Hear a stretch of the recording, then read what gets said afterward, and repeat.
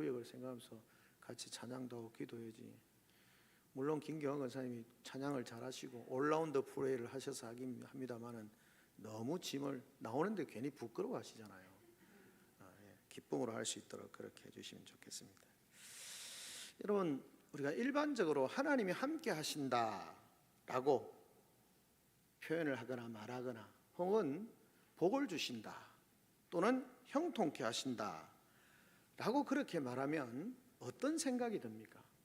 뭐가 하나님이 함께 하시는 거고 하나님이 함께 하심으로 말미암아 복을 받고 형통케 된다라는 것이 어떤 의미입니까? 보통 우리가 형통하게 된다 이렇게 말할 때 보면 우리가 생각하는, 내가 생각하는 그리고 계획하는 일들이 잘 진행되고 좋은 결과를 가지고 오게 되어질 때, 얻게 되어질 때 하나님이 우리와 함께 하셔서 형통하게 되어졌다, 복을 받았다, 잘 되었다, 그렇게 보통 생각하지 않습니까? 그것이 일반적으로 말하는 형통, 복 맞습니다. 근데 오늘 성경에 보면 요셉이라고 하는 사람에 대해서 하나님 계속해서 하나님이 그와 함께 하셔서 형통하게 하셨다, 그렇게 말씀을 하고 있는 것을 보게 되어지는 것입니다. 그런데 요셉의 삶을 가만히 들여다보면 도대체 뭐가 형통이란 말이냐? 하나님이 함께 하시는 결과가 정말 이게 맞나? 라고 그렇게 의문을 하거나 질문을 할 수밖에 없는 거죠. 하나님이 요셉과 함께 하셨다. 그러면 아버지 야곱의 사랑을 많이 받고 채색 옷을 입고 늘 행복한 일만 있고 정말 자기의 어떤 꿈꾸었던 모든 것들이 다 이루어지고 그렇게 하는 것이 형통한데 지금 요셉은 어떻습니까? 가장 사랑받고 가장 서로를 귀히 여겨야 하는 이복 형제들이긴 합니다만은 형제들에게 지금 팔려서 노예로 팔려버린 그런 상황이지 않습니까? 자, 형들이 이복 동생을 팔아버렸습니다. 근데 팔려가는 동생이 하나님이 나와 함께 있어서 형통하다, 그렇게 말할 수 있을까요? 그렇게 말하면 사람들이 뭘 할 것 같습니까? 야, 그게 뭐 형통이냐? 아니, 세상 사람들도 그래 안 하는데 형제들에게 미운 틀이 박혀서 팔려서 노예로 간다? 그게 어떻게 형통하냐? 라고 그렇게 말할 수 있겠죠.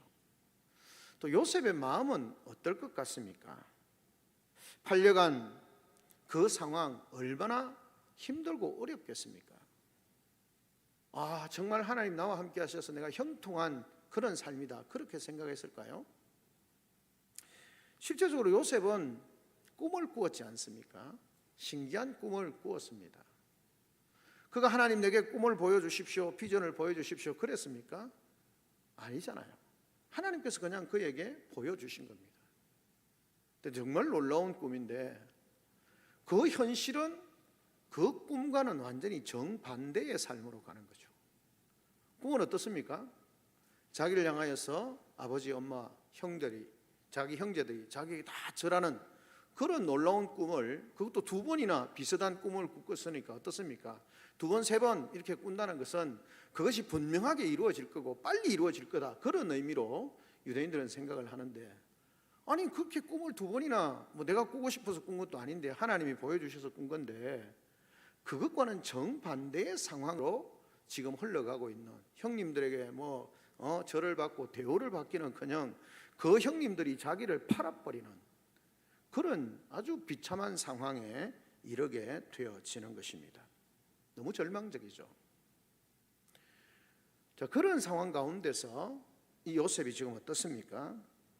요셉은 특이하게도 그가 팔려간 그곳에서 하나님 나라 백성으로서의 삶을 열심히 살고 있는, 그리고 열심히 살기 위해서 힘써서 노력하고 있는 그런 모습을 보게 되어지는 것입니다. 사랑하는 성도 여러분, 우리에게 주어진 현실, 내게 주어진 현실이 우리가 다 이해가 되어집니까? 사실 잘 이해가 되어지지 않을 때가 많죠. 어쩌면 좀 신앙적으로 보면 지금 당장 내게 처한 현실이 다 이해되어지지 않을 수도 있고 굳이 다 이해되어져야 하는 것은 아니라는 것입니다. 여러분, 힘들고 어려우면 진짜 하나님 나와 함께 하시는가? 그렇게 하는 의심이 들게 마련인 거죠. 그런데 요셉은 어떤 생각을 가졌는지 모르지만 어쨌든 자기가 팔려간 그곳에서도 굉장히 성실하게 열심히 살고 있는 모습을 보게 되어집니다. 자, 하나님이 우리와 함께 하신다라고 하는 것은 우리의 상황이 늘 내가 생각하는 대로 좋은 것, 아름다운 것, 복된 것, 그런 것만 있느냐? 그렇지 않다라는 거죠. 그것에 근거해서 하나님이 나와 함께 하신다. 그래서 그렇지 못하면 하나님 나와 함께 하시는 건 맞아? 하나님 전혀 나와 함께 하시지 않는 것 같은데, 그런 어떤 나의 감정이나 나의 어떤 상황이나 감정에 의해서 하나님이 나와 함께 하시느냐 안 하시느냐가 결정되어지는 신앙이 되어서는 안 된다는 겁니다. 우리가 중요한 것은 하나님의 말씀을 신뢰하는 거죠. 뭐라고 말씀하셨습니까? 내가 너희와 항상 함께 하겠다고 말씀하셨고, 야곱에게도 어쩌면 요셉에게도 하나님이 말씀하고 계시는 거죠. 하나님이 우리와 함께 계심, 그것은 나의 형편과 상황이 좋든지 나쁘든지 상관이 없이 늘 우리는 나의 환경에 따라서 나의 감정의 기복에 따라서 하나님이 나와 함께 하셨다가 함께 하지 않으셨다가, 내가 생각하는 대로 잘 흘러가면 하나님이 나와 함께 하시는 거고, 내가 생각하는 것과 다른 방향으로 가면 하나님이 나와 함께 하시지 않는 거고, 그렇게 판단해서는 안 된다는 것입니다. 하나님은 친히 자기 백성과 늘 함께 하신다라는 거죠. 그렇기 때문에 하나님의 말씀을 받아들이고 우리와 함께 하시는 그 하나님을 인정하고, 그리고 동행하시는, 그리고 그분 나와 함께 하시는 그분을 인하여서 내가 그분과 함께하는, 동행하는 삶을 살기로 결정해야 한다라고 하는 사실을 우리가 기억해야 하는 것입니다. 오늘 우리가 읽었던 본문에 나오는 것처럼 요셉은 어쨌든 형들에게 팔려서 지금 애굽의 바로의 시위대장이었던 보디발의 집에 노예로 팔려가게 되어지는 것입니다. 자, 노예로 팔려가서 그곳에 산다라는 것은 무슨 의미일까요? 사실 노예로 산다라는 말은 의미는 외국에서, 그것도 외국에서 종으로 노예로 산다는 것은 그곳에서 무지막지하게 고생, 경상도 말로 고생 직사하게 하다가 그냥 비참하게 죽는 게 종의 일생이에요. 그것도 자기 땅이 아니고 이방 땅에, 외국에 종으로 잡혀간 사람의 삶이 어떨 것 같습니까?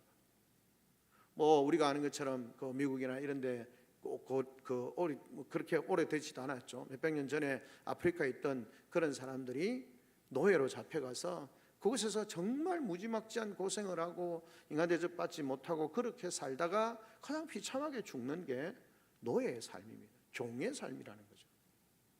그것보다 훨씬 이전인 이 당시에 요셉의 삶도 마땅히 이 이방 땅에서, 외국에서 종노릇 하다가 고생 많이 하다가 비참하게 인생을 마쳐야 하는 것이 어쩌면 요셉의 그런 이 팔려가는 과정을 보면 그것이 그에게 정해진 삶처럼 보여질 수 있는 것입니다.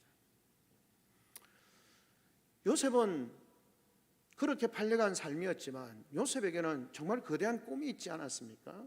말씀드린 것처럼 하나님께서 그에게 꿈을 2번이나 꾸게 하셨고, 정말 기대에 찬 그런 기대와 자신의 삶에 대한 기대와 소망을 가지고 있는 삶이었는데, 지금 그가 처해지는 상황이라고 하는 것은 그 꿈과는 점점 멀어지는, 그 꿈과는 정반대의 삶으로 나아가고 있는 것을 보게 되어지는 것입니다.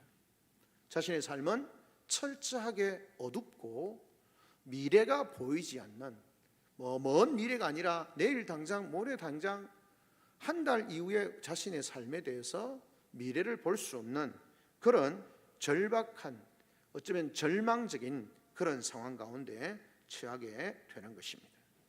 그런데 이상하게도 이런 요셉의 입장에서는 대단히 절망적이고 상처 가득한 순간이었음에도 불구하고 오늘 성경은 뭐라고 말합니까? 2절에 보면 여호와께서 요셉과 함께, 여호와께서 그와 함께 하심으로 그가 형통한 자가 되었다. 현실의 요셉의 삶은 지금 전혀 형통이라는 말이 어울리지 않는데, 하나님은 요셉의 삶을 능하여서 그와 함께 하심으로 말미암아 그가 형통하게 되어졌다라고 그렇게 말하고 있는 것을 보게 되어지는 것입니다. 현실의 삶과 하나님이 하시는 말씀이 전혀 매치가 되지 않는 것 같은 그런 삶의 정황에 처해 있는 것입니다. 여러분, 우리의 삶도 사실은 믿음의 삶이라고 하는 것은 이런 영적인 시각을 가지고 우리의 현실을 볼 수 있어야 합니다. 하나님이 우리와 함께 하신다고 말씀하셨고, 지금도 하나님이 나와 함께 하신다라는 믿음이 우리 속에 있을 때에 우리의 삶의 정황이 내가 생각하는 대로, 내가 이루고 싶은 대로, 내가 원하는 대로 가지 않는 그런 상황이 되어진다 할지라도 하나님이 나와 함께 하시는 삶, 그것이 바로 형통한 삶이다 라고 하는 사실을 기억해야 하는 것입니다. 현실적으로 보면 정말 무엇이 형통하냐, 이게 형통하냐 라고 그렇게 질문할 수밖에 없는 그런 상황이라는 거죠. 그런데 사실은 성도에게 있어서 형통하다라고 하는 것은, 형통하는 은혜라고 하는 것은 뭡니까? 하나님이 함께 계신다는 것을 우리가 깨닫게 되는 것이고, 그분과 함께하는 삶, 그것이 바로 형통한 삶이라는 겁니다. 그 하나님이 함께 하시는 삶이 지금 내 삶의 현장이 내가 원치 않는 절박한 상황, 곤고한 삶, 힘들고 어려운 상황이라 할지라도 하나님이 함께 하신다면, 그 하나님이 함께 하시는 모든 길이라면 그 길은 형통한 길이 된다라고 하는 사실을 기억해야 하는 것입니다. 노예가 된 요셉과 함께 하시는 하나님, 그 하나님께서 요셉의 삶을 정리하십니다. 하나님이 그와 함께 하심으로 요셉의 삶이 형통케 되어졌다라고 그렇게 말씀하고 있습니다. 근데 재밌는 것은 요셉의 삶은 전혀 형통하지 않는 것 같은데, 하나님이 요셉과 함께 하심으로 말미암아 그의 삶을 형통하다라고 말씀하시고 난 뒤에 재밌는 것이 뭡니까? 자, 여호와께서 요셉과 함께 하심으로 그가 형통한 자가 되어서 그 주인 애굽 사람의 집에 있으니 그의 주인이 여호와께서 그와 함께 하심을 보고 여호와께서 그의 범사에 형통하게 하심을 보았더라. 자, 요셉은 지금 형들에게 팔려서 노예로 간 상황인데, 그 노예로 간 상황 가운데서 하나님이 함께 하시는 삶을 깨닫고 그가 자기에게 주어진 삶을 열심히 사는 겁니다.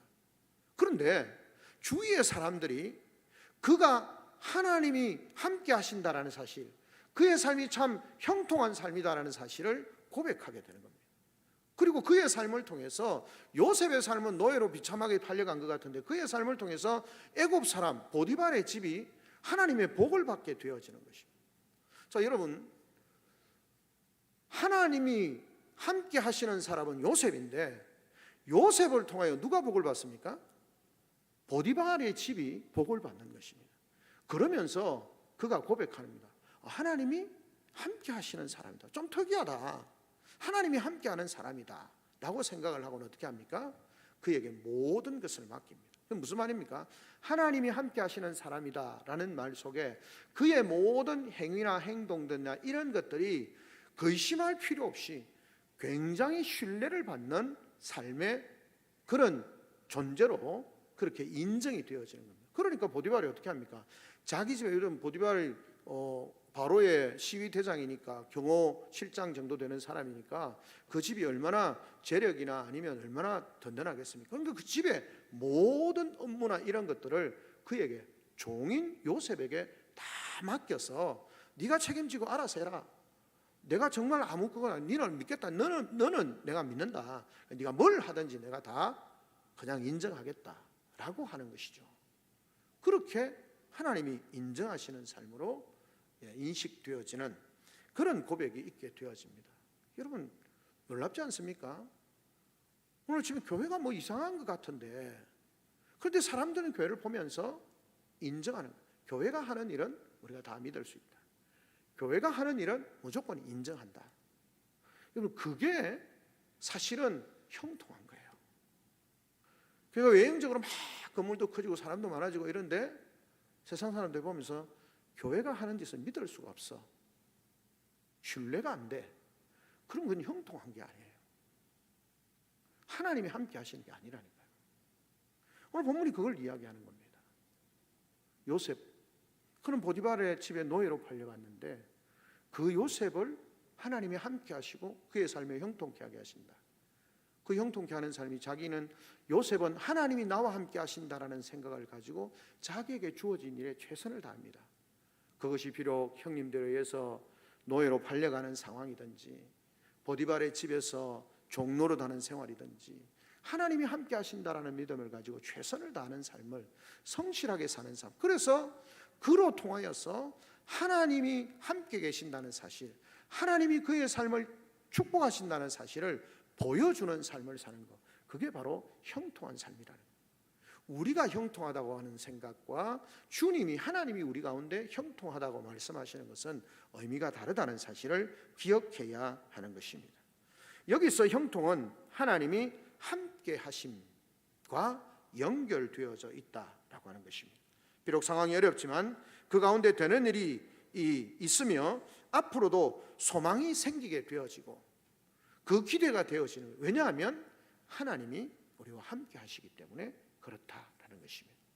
오늘 본문에 나오는 것처럼 비록 팔려가고 노예가 된 요셉이지만 하나님이 그와 함께 하셨다라고 하는 것이죠. 자, 하나님이 함께 하시는, 요셉과 함께 하시는 하나님. 자, 그 다음에 뭡니까? 두 번째 우리가 생각해 볼 수 있는 것은 하나님이 함께 하시는 것과 더불어서 그 다음에는 요셉이 하나님과 동행하는 삶을 사는 겁니다. 형통한 삶이라고 하는 것은 하나님과 동행하는 삶입니다.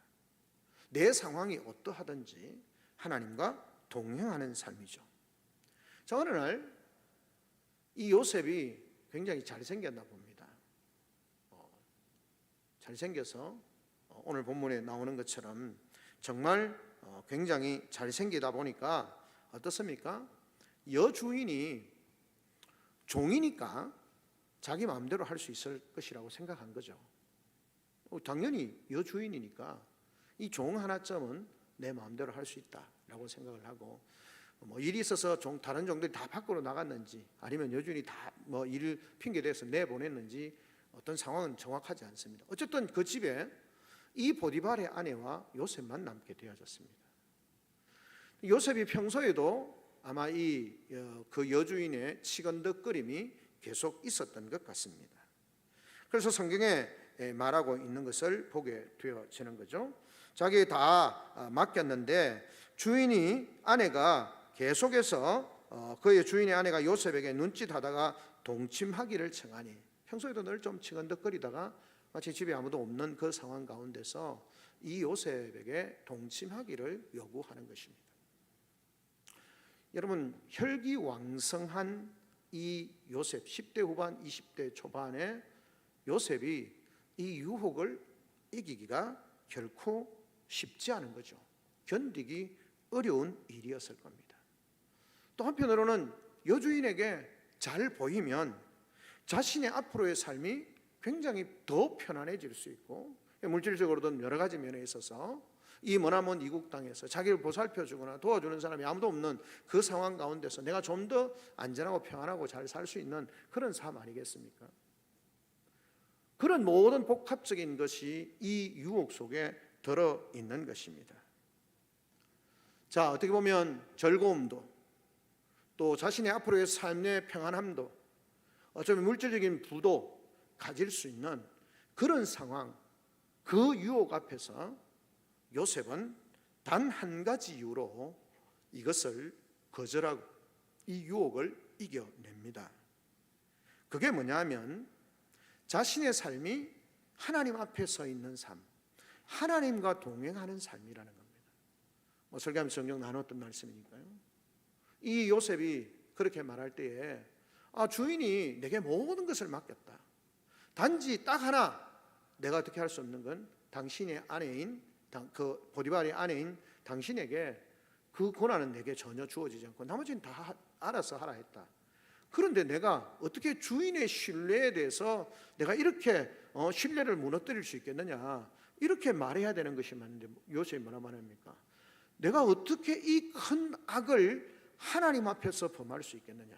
앞에는 주인이 내게 다 맡겨주었는데 그 주인의 신뢰를 무너뜨릴 수 없다, 이렇게 말해야 되는 것이 논리적으로 맞는데, 요셉은 주인이 그렇게 한 것은 당신 빼고는 다 마음대로 했고 당신만 어떻게 하지 마라 했는데, 내가 이 큰 악을 내 향해서 어떻게 하나님 앞에 내가 죄를 범할 수 있겠느냐.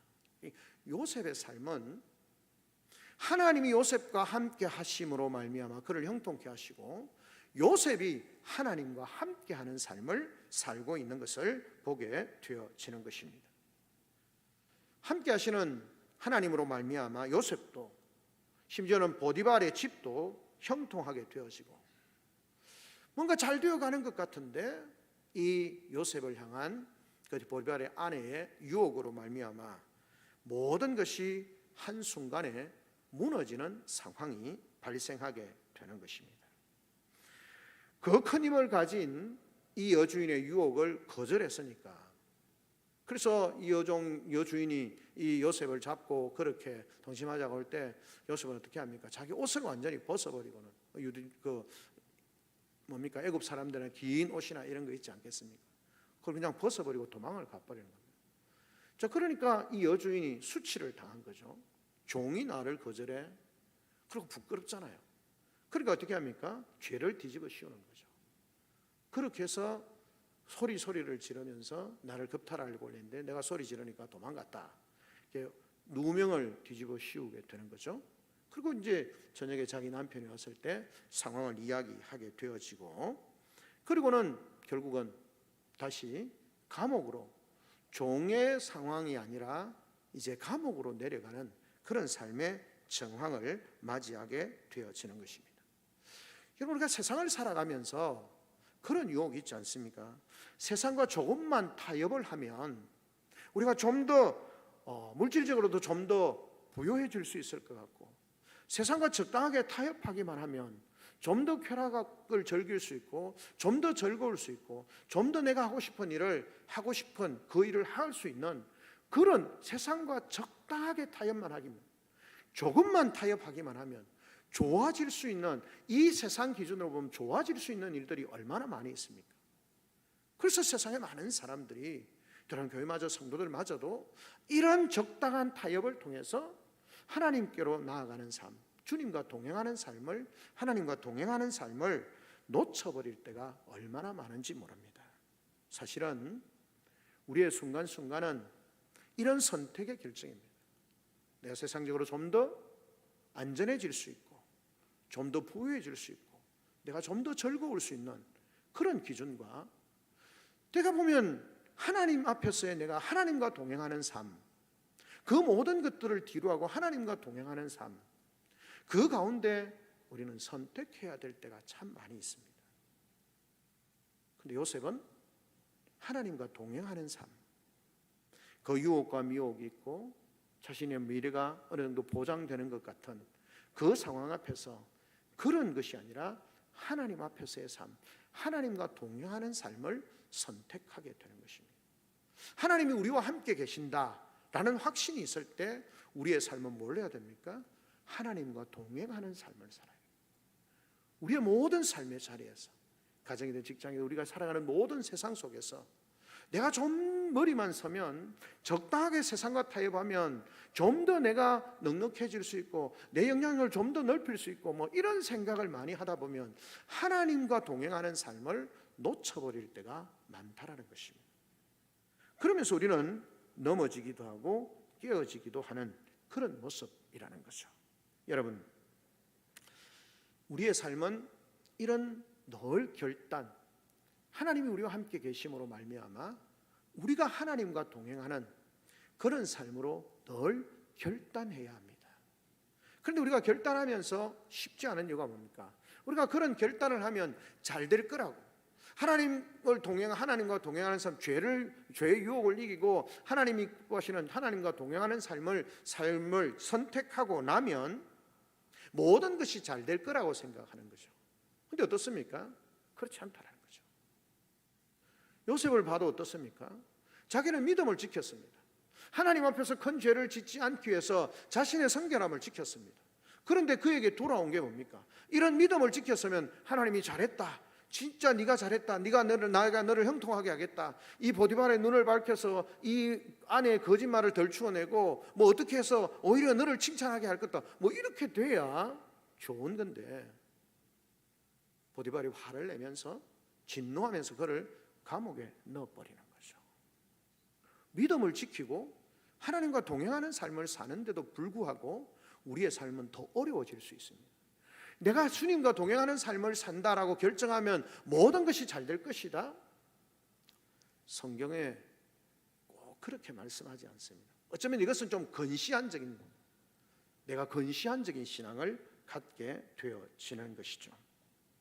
그런데 여러분, 그것이 내가 선택하기 때문에 잘 될 거다 이런 의미가 아니라 나의 삶은 늘 하나님과 동행하는 삶으로 선택하는 것, 하나님 앞에서의 삶을 선택하는 그런 삶을 살아야 하는 것입니다. 그리고 기도하면서 우리 자신이 이런 상황 가운데서도 믿음이 흔들리지 않으려고 자신을 연단하는 그런 삶으로 나아가야 한다라고 하는 사실을 우리에게 말씀합니다. 그러니까 하나님이 함께 하시는 사람은 하나님과 동행하는 삶을 살 수밖에 없는 것이다 라고 하는 것입니다. 그런 상황 가운데 요셉은 다시 감옥으로 가게 되었습니다. 그런데 또 하나님 뭐라고 말씀합니까? 감옥에 내려가는 그 요셉을 향하여서 마치 뒤통수에 대놓고 말하는 것처럼 또 뭐라고 말씀합니까? 하나님이 요셉과 함께 하셨다라고 그렇게 말씀을 하고 있는 것을 보게 되어집니다. 21절에 여호와께서 요셉과 함께 하시고 그에게 인자를 더하사 간수장에게 은혜를 받게 하시매라고 그렇게 말씀하고 있는 것을 보게 되어지는 것입니다.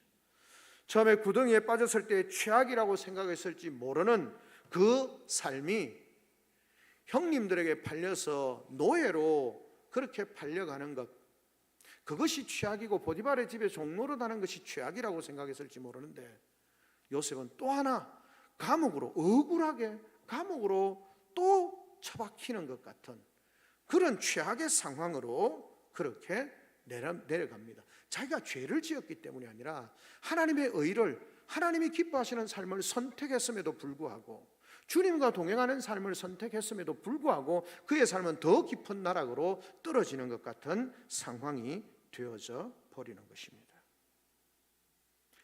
자, 이 정도 되면 우리의 삶은 하나님을 향하여서 원망하지 않겠습니까? 심하면 좀 분노하지 않겠습니까? 하나님 도대체 이게 뭡니까? 하나님이 나와 함께 하신다고 믿고 나도 하나님과 동행하는 삶을 살았는데 왜 내게 이런 사업은 더 꼬이는 것 같고, 아니 관계는 더 힘들어지는 것 같고, 도대체 왜 이럽니까? 하나님 앞에서 분노할 만한 것 아닙니까? 그런데 하나님께서 어떻게 하셨습니까? 그렇게 분노할 수 있는 상황, 그 더 처절한 곳으로 내려가는 그를 향해서 하나님이 그와 함께 하신다라고 그렇게 말씀하고 있는 것입니다. 사랑하는 성도 여러분, 뒷기매하면 길어지니까 마치려고 하는데 하나 보면 이렇습니다. 처음에는 몰랐죠. 그런데 이 감옥이라고 하는 것이 무슨 의미인지를 우리가 잘 알지 못합니다. 근데 왕의 죄수들을 가두는 감옥으로 들어가게 된 것이죠. 이게 무슨 의미냐? 요셉은 그 감옥에 가서도 어떻게 합니까? 하나님께서 간수장들은 보통 좀 독한 사람들 아닙니까? 일반적으로 생각할 때 그에게 은혜를 베풀어 주셔서 요셉은 자기가 또 성실하게 살고, 그래서 간수장이 죄인에게 그 감옥에 있는 모든 행정적인 일을 그에게 맡기는 겁니다. 하나님 형통케 하시는 거죠. 자, 그런 상태였는데 감옥에 들어간다는 것의 의미가 무엇이었을까요? 여러분, 우리가 짧게 정리를 하면 감옥에 간다는 것은 왕의 죄수들이 들어있는 그곳, 사실 그곳은요, 뒤에 나중에 결론적으로 보면 그 요셉의 꿈을 이룰 수 있는 최선의 장소이고 최선의 최단기간의 길이 감옥으로 가는 것이었습니다. 그때는 몰랐죠. 억울해서 감옥 가는 거고, 억울해서 그냥 누명 뒤집어 써서 감옥 가는 건데, 그 감옥이 하나님께서 요셉의 꿈을 이루는 최적의 상황, 최단기간의 상황으로 그를 인도하셨다는 사실을 우리는 창세기의 말씀을 통해서 알게 되는 거죠. 그렇습니다. 우리가 하나님과 동행하는 삶, 하나님이 나와 함께 하시고 내가 하나님과 동행하는 삶을 살면 우리의 많은 질고와 어려움과 힘듦이 있다 할지라도 그게 나중에 어떤 결과로 나타날지 아무도 모른다라는 겁니다. 문제는, 중요한 것은 내가 그런 상황 가운데서도 주님이 나와 함께 하시고 내가 주님과 동행하는 삶을 살고, 그리고 나를 세우신 그 자리에서 최악의 상황, 정말 불평할 수밖에 없는 상황이라 할지라도 그곳에서 하나님이 나와 함께 하신다는 믿음을 가지고 약속의 말씀을 붙들고 그 삶의 자리에서 내게 주어진 일을 감사함으로 최선을 다하는 겁니다.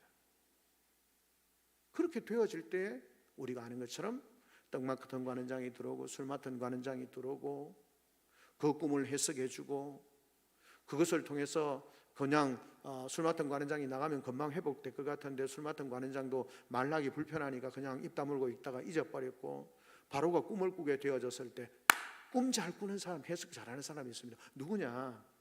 보디발의 집에 죄수로 있는 요셉이라고 하는 사람. 그래, 데려와 보라. 여러분, 그때 요셉의 나이가 30세입니다.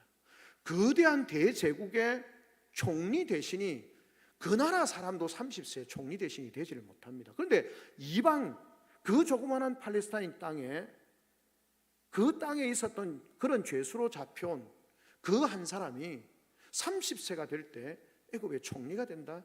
불가능한 일이에요. 그런데 그 과정을 통해서 하나님은 구원사를 이루고 하나님의 뜻을 이루고 요셉의 꿈을 성취하는 그 최단기간에, 우리가 볼 때는 최악의 상황이었는데 하나님은 요셉과 함께 하시고 요셉의 삶을 형통케 하시는 그 삶이 궁극적으로 하나님의 꿈이 이루어지는 그 자리로 인도하시는 모습을 우리에게 보여주고 있는 것입니다. 사랑하는 성도 여러분, 말씀 맺습니다. 하나님 우리와 함께 하신다는 것은 내 삶의 환경, 내 어떤 기분 감정에 의해서 되어지는 것이 아니라 이미 우리를 구원하시고 우리 가운데 함께 하시는 하나님, 이미 우리를 구원하시러 오시는 그 주님이 임마누엘의 하나님으로, 임마누엘의 주님으로 우리와 함께 계시고, 주님이 제자들에게 말씀하신 것처럼 내가 너희와 항상 함께 있겠다라고 말씀하시죠. 그럼 우리의 대답은 뭡니까? 아멘, 내가 주님과 항상 동행하는 삶을 살겠습니다. 내 삶의 자리가 정말 육신의 질병과 고통과 아픔이 있는, 경제적인 그 어려움과 힘듦이 있는, 정말 우리가 생각하는 내가 믿음대로 살아가지고 이 모양 이 꼴이냐라고 사람들이 말하는 그런 상황이라 할지라도 그곳에서라도 주님과 함께하는 삶, 주님과 동행하는 삶을 살게 되어질 때에 주님은, 하나님은 그곳에서 그 삶을 형통하게 하시고 그 삶을 통해서 하나님의 뜻을 이루어가고 하나님이 하시고자 하는 일을 이루어 가시게 되는 것입니다. 우리 성도들의 삶도, 우리 교회도 여러 가지 힘들고 어려운 일이 생긴다 할지라도 하나님과 동행하는 공동체, 늘 주님의 말씀을 붙들고 기도하고 순종하고 하나님이 우리와 함께 계심을 믿고 아멘으로 받고 내가 주님과 함께 동행하겠습니다. 우리 개인의 삶이, 우리 가정이, 우리 교회가 주님과 동행하는 삶을 사는 그런 교회가 되어지고 성도의 가정이 되어지고 성도의 사업이 되어지고 성도의 삶이 되어질 때 때로는 더디 가는 것 같고 때로는 돌아가는 것 같고 때로는 힘들게 가는 것 같지만 마침내 하나님께서 그의 삶을 형통케 하시고 주님과 함께하는 삶 자체가 형통한 것이니까 그 형통한 삶에 궁극적으로 하나님이 그를 통해서 이루시고자 하는, 우리 교회를 통해서 이루시고자 하는, 그 성도의 가정과 산업을 통해서 이루시고자 하는 일을 이루어 가실 줄로 믿는 것입니다. 그런 믿음이 우리 속에 있어야 하나님의 백성으로서 나와 함께 하시는 하나님, 그 하나님을 신뢰하며 동행하는 삶을 살 수 있게 되는 것입니다. 우리 모든 성도들의 삶이 주님과 하나님이 나와 함께 하심을 믿고 주님과 동행하는 삶을 살아서 마침내 하나님께서 어떤 곳에 가든지 함께 하시고 그의 삶을 형통케 하시고 마침내 열매 맺게 하시는 그런 하나님의 은혜와 복이 주의 몸된 교회와 우리 모든 성도들의 삶 가운데 함께 하시기를 주님의 이름으로 축원합니다. 아멘. 우리 시간 다 같이 한 목소리 한번 하나님 앞에 기도하며 나아가겠습니다. 하나님, 이 시간 주신 말씀을 붙듭니다. 우리의 삶의 형편과 상황, 내 감정의 굴곡을 따라서 하나님이 나와 함께 하셨다가 함께 하지 않다가 하는 그런 삶이 아니라